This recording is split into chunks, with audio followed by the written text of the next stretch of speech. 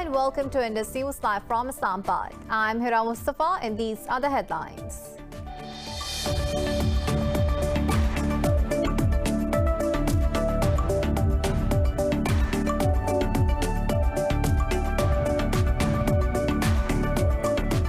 In Myanmar, security forces have killed another 5 demonstrators in the towns of Wetlet and Pakent and Northeast Shan State. Thousands of protesters have come back to the streets against the military coup as it enters its 4th month.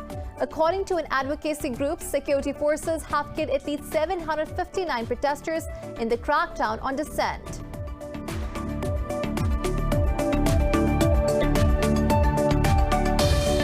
In Afghanistan's southern Zabul province, 3 police officers have been killed and 2 others injured after Taliban attacked a security checkpost in Khalid city. In a tweet, Taliban spokesperson KYRGYZ said the group also seized vehicles and weapons in the raid. Meanwhile, Zabul's local official said 9 Taliban were also killed during the clashes.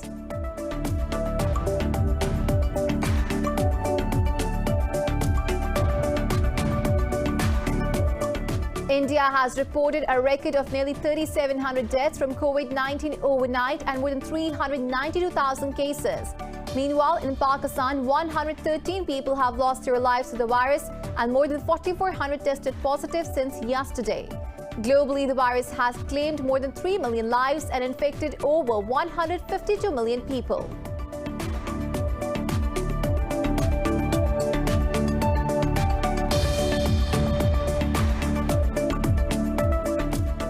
Britain says the G7 countries are looking to build a rapid response mechanism to counter Russian propaganda and disinformation. In an interview, Foreign Secretary Dominic Raab said the mechanism will generate a joint response rather than individual rebuttals. Britain will chair the next summit of the world's 7 richest countries that is scheduled for June.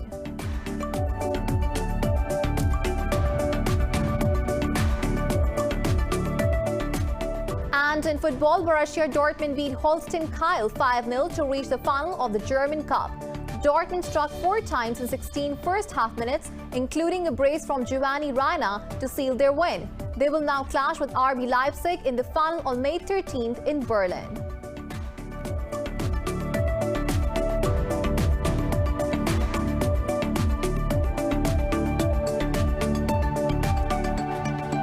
Well, these were the headlines. News in detail coming after the short break. Stay with us.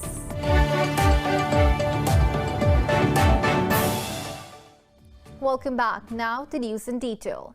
In Myanmar, security forces have killed another 5 demonstrators in the towns of Wetlet and Pakent and in Northeast Shan State. Thousands of protesters have come back to the streets against the military coup as it enters its 4th month. Buddhist monks led some demonstrations in the commercial hub of Yangon. Activists also gathered in the second city of Mandalay, the central town of Mektila and Dawei in the south. These protests are coordinated with Burmese expatriates to mark what organizers call the Global Myanmar Spring Revolution. The organizers said protests will be held in 37 cities of 18 countries at the same time. According to an advocacy group, security forces have killed at least 759 protesters in the crackdown on dissent. In Afghanistan's southern Zabul province, 3 police officers have been killed and 2 others injured after the Taliban attacked a checkpost in Khalid city. In a tweet, Taliban spokesperson KYRGYZ said the group also seized vehicles and weapons in the raid. Zabul's local officials said 9 Taliban were also killed during the clashes. Meanwhile, at least 9 people have died and 14 others injured after a fire broke out at a fuel station in Kabul. The Interior Ministry said the fire damaged a number of vehicles and houses nearby. Britain says the G7 countries are looking to build a rapid response mechanism to counter Russian propaganda and disinformation. In an interview, Foreign Secretary Dominic Raab said the mechanism will generate a joint response rather than individual rebuttals. Raab also said some of the barriers between the G7 and other like-minded countries needed to be broken down. He added so that there could be a broader network of allies that stood up for open markets, and the next summit of the world's 7 richest countries will be chaired by Britain and is scheduled for June. India has reported a record of nearly 3,700 deaths from COVID-19 overnight and more than 392,000 cases. Globally, the virus has claimed more than 3 million lives and infected over 151 million people. Details in the following report.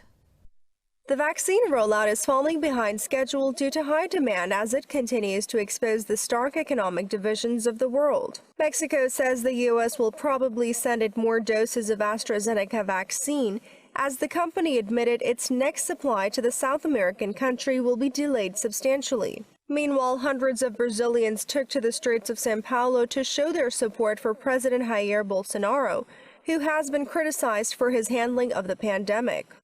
Every family is suffering from this pandemic. Everyone is losing loved ones. I have already lost one, but we can't stop. We have to work. We need to deal with the situation. The virus continues to ravage India with a staggering number of cases and deaths every day.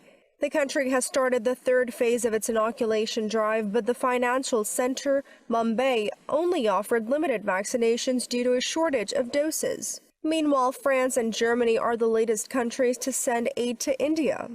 It's a very important package because it's not only a response to short-term needs, but it's also equipment that will provide autonomy for Indian hospitals. Each of these units can provide oxygen during more than 12 years to a 250-bed hospital in India. So it will also contribute to build health capacity in India. Australia's fourth largest city, Perth, now faces prospects of its second snap lockdown in 2 weeks after detection of a new cluster. Meanwhile, in China, 15 more cases of the new coronavirus were detected over the past 24 hours. In Syria, opposition held northwest has begun vaccinating frontline medical staff against COVID-19. Authorities in the region received first batch of AstraZeneca vaccine through the platform of COVAX. This report has more. As with everywhere else in the world, the first stage of the vaccination campaign in Syria's northwest will target health workers. The AstraZeneca vaccine arrived in Idlib through the Bab al-Haba border crossing with Turkey. 2 more batches are said to arrive throughout the year to cover nearly 850,000 people. The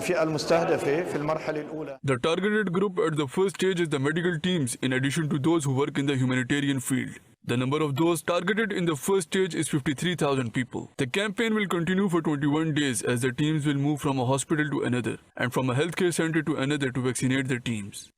The World Health Organization says it aims to inoculate nearly 20% of Syria's population by the year end. According to the Syrian Immunization Group, a number of medical staff has already been vaccinated. I took a dose of COVID-19 vaccine today, May 1st, 2021, as the first person to get it. I was vaccinated to protect myself first and then those I interact with. I advise all those working in the health field to take the vaccine. Syria was hit hard by the pandemic last year during 2 spikes in August and December. Health authorities in northwest Syria have so far reported nearly 22,000 infections and 641 deaths. Pakistan has registered 113 deaths from COVID-19 in the past 24 hours. The Health Ministry says the nationwide death toll has crossed the 18,000 mark. The ministry said more than 4,400 tested positive for the virus overnight. Nearly 830,000 contracted the virus so far, out of which over 722,000 have recovered. The ministry said there are more than 89,000 active cases in the country. It said over 5,400 of them are critical. North Korea has warned the U.S. of a corresponding response to what it called Washington's hostile policies towards Pyongyang. Earlier, U.S. President Joe Biden said Washington's policy will not focus on achieving a grand bargain with Pyongyang. North Korea's foreign ministry called Biden's comments about its nuclear program intolerable and a big blunder. In a statement, the ministry said U.S. deterrence is just a means for posing nuclear threats to North Korea. Pyongyang warned that Washington will find itself in a very grave situation if it would not stop. Meanwhile, North Korean leader sister Kim Yo-jong has warned South Korea over anti-Pyongyang leaflets issue. In a statement, Kim said Seoul failed to stop the reckless acts. Russia's ambassador to the UN nuclear watchdog, Mikhail Ulyanov, says talks aimed at restoring the 2015 deal will resume on Friday. He was speaking to reporters after a meeting of the remaining parties to the deal in Vienna.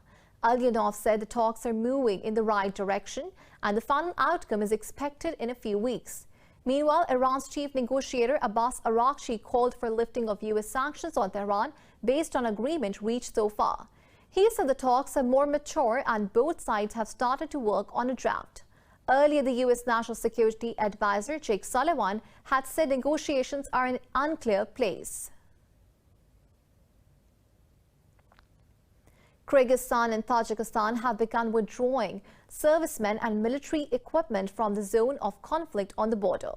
Earlier, the two countries agreed on a complete ceasefire after reports of fresh shooting and troops build-up. Kyrgyzstan Border Guard Service says no incidents or shootings have been recorded since the truce. Clashes broke out between the two countries on April 28 over a water reservoir that both claim as their own. According to Human Rights Watch, 40 people were killed and many others were injured in the fighting. The coalition in Yemen says it has destroyed an explosive-laden drone launched by Houthi rebels. In a statement, the coalition said the drone was aimed at southern Khamis Mushat city of Saudi Arabia. But Houthis claim the drone accurately hit the target at King Khalid Air Base in the city. The group has kept up cross-border attacks on Saudi cities after Riyadh last month presented a ceasefire proposal. The Houthis said the deal did not go far enough in fully lifting a sea and air blockade on territories they hold.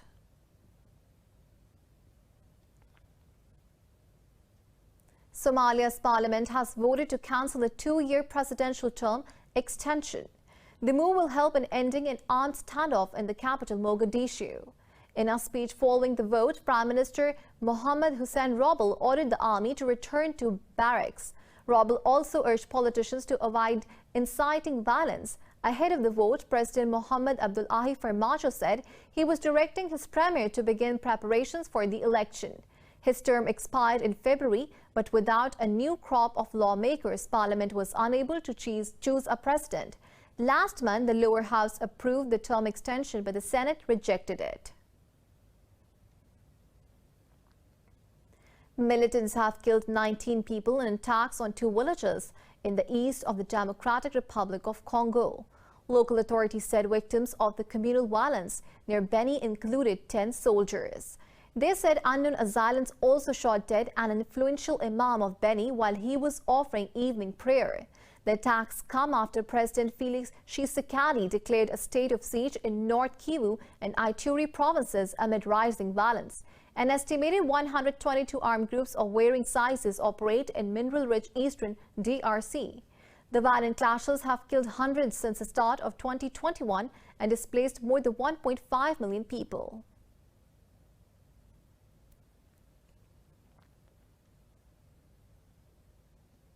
In the UK, police have arrested 9 people who were taking part in the Kill the Bill protest in central London.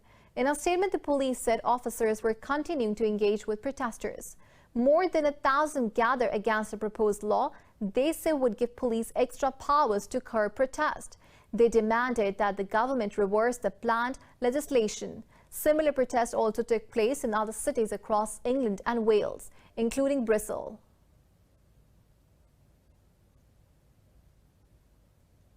More news stories coming up after the short break. Stay with us.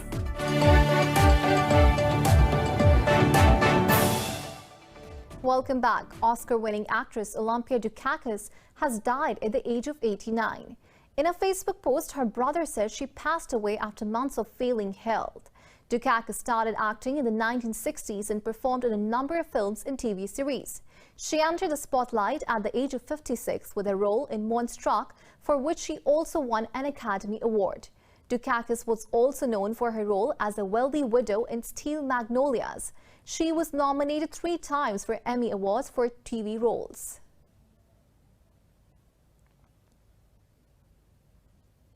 NASA's SpaceX Q1 mission has returned safely to Earth from the International Space Station. The agency says the crew includes 1 Japanese and 3 American astronauts. The capsule named Resilience splashed down in darkness off the coast of Panama City in the U.S. state of Florida. Its return marks the end of the first crew rotation mission to the station by the Crew Dragon spacecraft. It is the first night splashdown of a U.S. crew spacecraft since Apollo 8's pre-dawn return in the Pacific Ocean in December 1968. The mission was part of NASA's fledgling public-private partnership with SPACEX.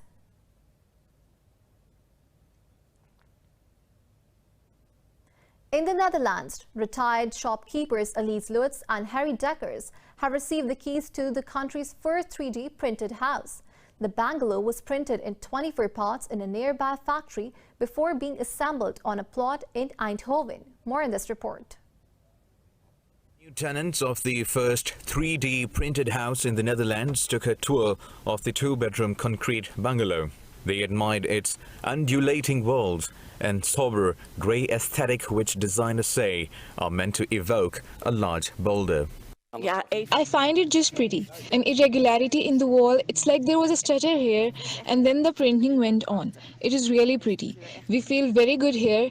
I find the colors magnificent. The interior's colors are very pure. It is very good.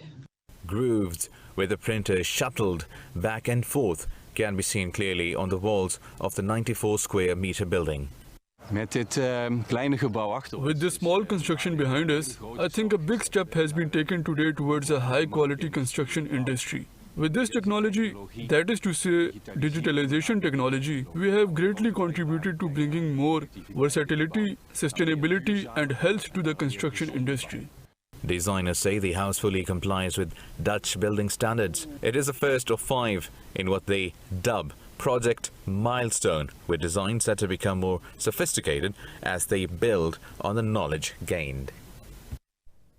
The BONHAMS auction house in New York City is set to sell the works of Pablo Picasso, Camille Pissarro and Yayoi Kusama. The Impressionist and Modern Art sale is scheduled for May 13 and the Kusama sale is scheduled for May 12. Pablo Picasso's painting Femme Mauve, a portrait of his lover Marie-Thérèse Waltenot, has not been seen publicly since 1984. It is ready to be auctioned and has a pre-sale estimate of $10 to $15 million. The auction also includes Camille Pissarro's La Rosa, a painting of his Dutch servant, one of his most exquisite works. Pissarro's painting is reported to have a pre-sale estimate of $1.5 to $2 million. Also, a never-before-seen collection of his works by Yayoi Kusama will hit the auction block. Kusama's bold, bright red Hudson River and Mississippi River have pre-sale estimates of $3 to $5 million. Her untitled painting, a precursor to her Infinity Rooms series, has a pre-sale estimate of $2.5 to $3.5 million.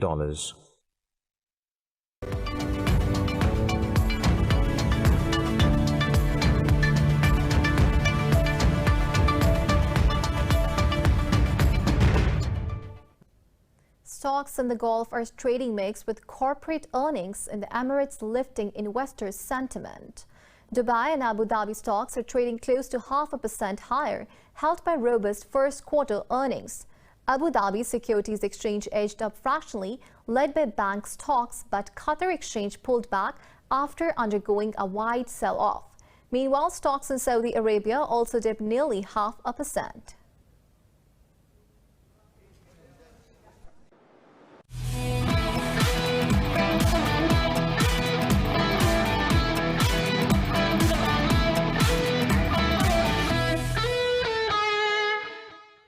In football, Borussia Dortmund have dominated Holstein Kiel 5-0 to reach the final of the German Cup. They will now clash with RB Leipzig in the final on May 13th in Berlin. Dortmund struck 4 times in 16 first-half minutes, including a brace from Giovanni Reina. Marco Ruiz, Rafael Guerrero and Jude Bellingham netted 1 each to seal Dortmund's win. Late goals from Eder Militao and Casemiro helped Real Madrid down Osasuna 2-0. Real are in second place with 74 points, just 2 behind leaders Atletico Madrid. Meanwhile, Aston Villa ascended to the 9th place in the English Premier League after edging Everton 2-1. Ollie Watkins and Anwar Al-Ghazi netted one each to give Aston only their third win in the last 11 league games. Elsewhere, Chelsea beat Fulham 2-0 at Stamford Bridge to boost their grip on the Champions League place. The win gives the Blues a 6-point cushion over West Ham in the top four. In other fixtures, Manchester City dominated Crystal Palace 2-0 while Brighton beat Leeds United 2-0. In horse racing, Medina Spirit stormed to victory in the Kentucky Derby to deliver trainer Bob Baffert a record 7th win. It was a 4th Derby victory for the Hall of Fame jockey John Velasquez. Medina Spirit jumped to an early lead, fending off challengers down the stretch to cross the line first. The horse won by half a length, narrowly holding off Mandalone on the home stretch. Hot Rod Charlie finished 3rd, while last year's champion and early Derby favorite Essential Quality came in 4th. With over 50,000 fans, the race was the largest U.S. sporting event since the start of the pandemic.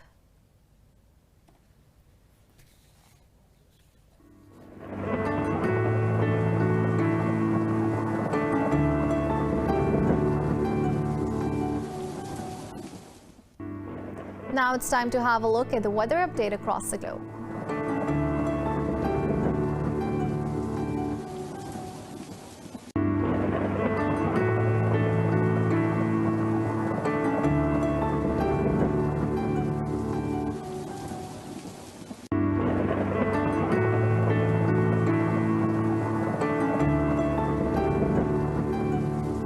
For the latest updates, you can follow us on social media at indus.news.